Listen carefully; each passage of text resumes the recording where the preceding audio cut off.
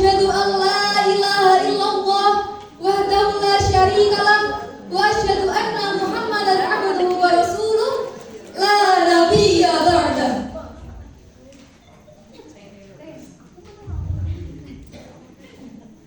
Yang terhormat Dewan Hakim yang arif lagi bijaksana, yang sama-sama kita hormati Dewan Asatidz Pondok Pesantren Darussalam Bangunsari Ponorogo dan yang kami sayangi teman-teman seperjuangan yang berbahagia. Puji syukur kehadirat Allah Subhanahu wa Ta'ala yang telah memberikan kita rahmat dan nikmat kepada kita semua, sehingga kita dapat berkumpul dalam malam hari ini dengan keadaan sehat walafiat. Walaupun air laut kita jadikan sebagai tintanya, ranting-ranting pohon kita jadikan sebagai pulpennya, daun-daun di bumi kita jadikan sebagai kertasnya, niscaya yang namanya nikmat Allah mustahil akan kita menghitungnya.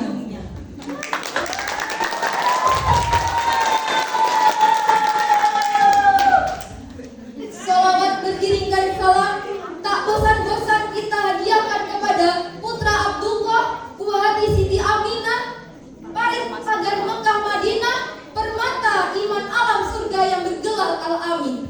Bertitulkan Habibullah, yakni Nabi Yuna Muhammad sallallahu alaihi wasallam. Sebagaimana yang telah beliau bersusah payah dalam menegakkan kalimat la ilaha illallah di atas muka bumi ini. Beliau juga bersusah payah mengusir nyamuk-nyamuk Quraisy, bukan dengan baygon, bukan pula dengan 3 roda, tetapi dengan hidup, hati, iman, dan takwa.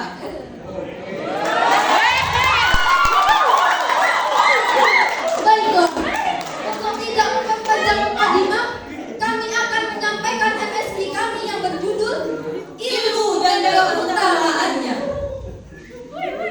Sebelumnya, mari kita dengarkan sebuah ayat suci Al-Quranul Karim, ayat yang sangat tidak asing bagi kita yang turun pertama kali sebagai penerang seluruh alam semesta. A'udzu billahi minasy syaithanir rajim. Bismillahirrahmanirrahim. Iqra bismi rabbikal ladzi khalaq. Khalaqal insana min 'alaq. Iqra wa rabbukal akram. Alladzi 'allama bil qalam. 'Allamal insana ma lam ya'lam.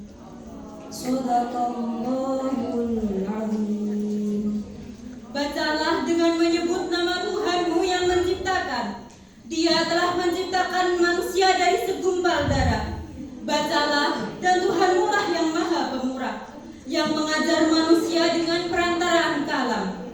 Dia mengajar kepada manusia apa yang tidak diketahuinya.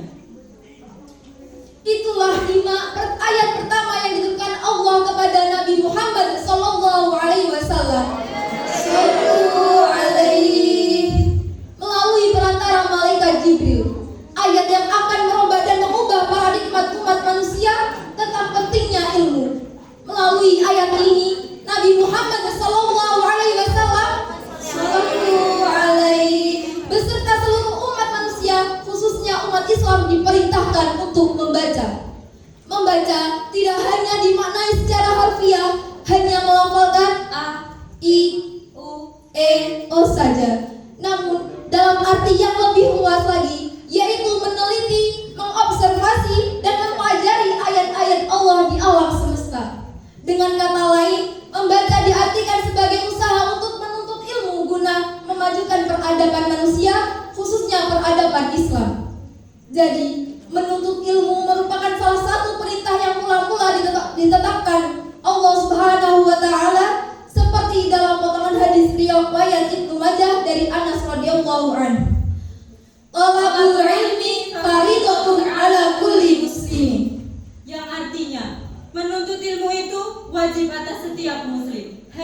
riwayat Ibnu Majah. Sumber alam semesta ini dari ilmu. Seperti manusia pernah menempuh proses dari kecil, manusia dewasa dari Bayi, ayam dari telur, pohon dari biji, dan kita bertiga berdiri di panggung ini dari tadi.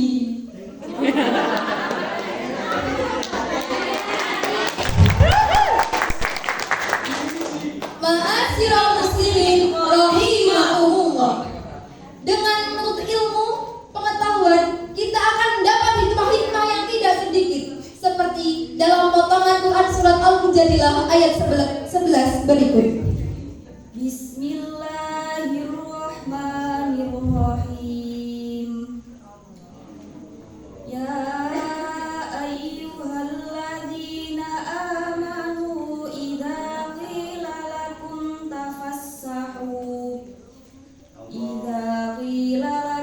tafassahu fil majalisi fafsahu yafsahillahu lakum wa idza qila anshuzu fanshuzu yarfa'illahu alladhina amanu minkum walladzina utul ilma darajat wallahu bima ta'maluna khabir. Yang artinya Allah akan meninggikan orang-orang yang beriman di antaramu dan orang-orang yang diberi ilmu pengetahuan beberapa derajat, dan Allah Maha mengetahui apa yang kamu kerjakan.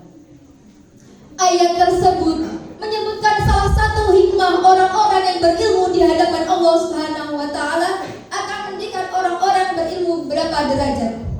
Orang yang beriman dan berilmu memiliki nilai lebih tinggi dibandingkan dengan orang yang beriman namun tidak berilmu. Dengan ilmunya itu, ia dapat mengetahui apa maksud dan tujuan perintah-perintah Allah melalui ayat-ayatnya. Sehingga orang mukmin yang berilmu tidak hanya menjalankan perintah belaka tanpa tahu maksud dan tujuannya. Ia akan mencoba untuk membedah apa hikmah dan makna di balik perintah-perintah Allah tersebut. Oleh karena itu, terlihat ada perbedaan antara orang berilmu dan orang yang tidak berilmu. Ma'asyiral muslimin rahimahumullah. Hikmah lain dari orang yang berilmu yaitu ia mendapatkan pahala yang tidak terputus-putus, seperti sabda Nabi Muhammad sallallahu alaihi wasallam. Idza matal insanu inqata'a 'amaluhu illa min salasin, illa min shadaqatin jariyatin aw ilmin yuntafa'u bih aw waladin shalihin yad'u lah. Jika manusia meninggal, maka semua amalannya terputus kecuali 3 perkara: sedekah jariah atau ilmu yang dimanfaatkan atau anak saleh yang mendoakan untuknya. Hadis riwayat Muslim. Rasionalisasinya adalah seorang mukmin yang berilmu mengajarkan ilmu yang bermanfaat kepada orang lain dan diamalkan. Dan apa yang terjadi? Subhanallah, orang yang diajari tersebut mengajarkan ilmunya kepada orang lain dan seterusnya. Sehingga terlihat akan ada rentetan orang-orang yang menuntut ilmu dan mengamalkannya. Dengan begitu, pahala akan terus mengalir bagaikan air yang mengalir menuju muara sungai. Namun tentunya ikhtiar kita dalam menuntut ilmu juga harus diiringi dengan doa agar Allah memberikan tambahan ilmu dan berkah kepada kita. Allah sendiri telah mengajarkan bagaimana kita berdoa kepadanya. Ma'asyiral muslimin rahimahumullah.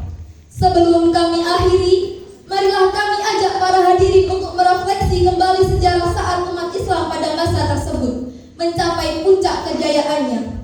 Ya, masa di mana umat Islam jadi leader di dunia ini. Saat itu Bani Umayyah, Bani Abbasiyah dan lainnya menjadi tolak ukur peradaban di dunia ini. Semua itu tidak lain karena perhatian yang sangat besar terhadap ilmu pengetahuan yang dilandasi iman dan takwa. Banyak orang-orang Eropa yang datang ke Jazirah Arab hanya untuk menuntut ilmu dan mempelajari kitab-kitab dari 2 kerajaan besar ini. Banyak juga cendekiawan-cendekiawan yang saat itu seperti Al-Khawarizmi, Ibnu Sina, Ibnu Rus, Al-Bantani dan lain-lain.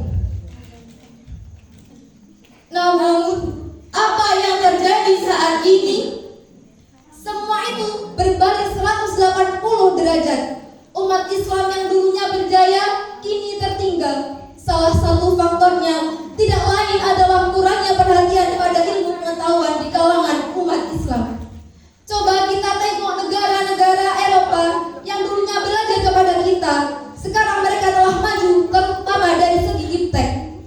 Untuk itu, umat Islam harus kembali giat menuntut ilmu dengan berlandaskan Al-Quran dan hadis. Bolehkah kita mengutip kata-kata mutiara? Ilmu tanpa agama itu buta, sedangkan agama tanpa ilmu itu lumpuh. Yang menunjukkan bahwa iman dan ilmu itu berjalan saling beriringan. Sebelum kami akhiri, kami ada sedikit pantun untuk hadirin sekalian. Jalan-jalan ke kota Kediri, Jangan lupa membeli tahu takwa. santri Darussalam kok bolos ngaji? Loh, gak bahaya tak?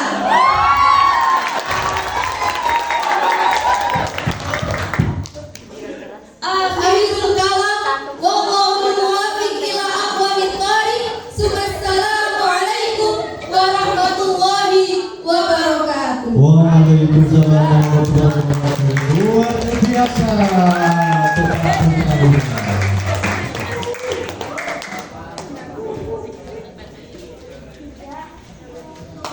Baiklah, untuk acara selanjutnya yaitu sebelum penutup, mari kita dengarkan seksama sambutan dari Dewan Juri. Monggo dari Dewan Juri, waktu dan tempat pengurus mengarahkan.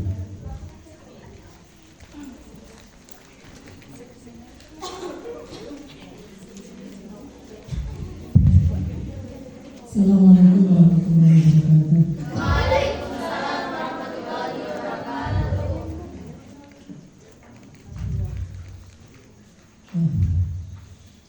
Assalamualaikum semuanya.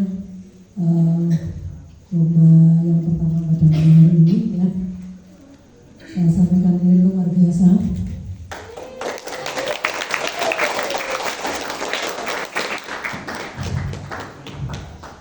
Ya, walaupun saya yakin persiapannya tidak lama ya. Barangkali kalau lomba beneran seperti ini bisa persiapannya bisa berbulan-bulan ya Mbak Jana ya. Nah ini baru berapa hari ini? Setelah cek 3 hari ya? Nah, mungkin 3 hari ternyata sedang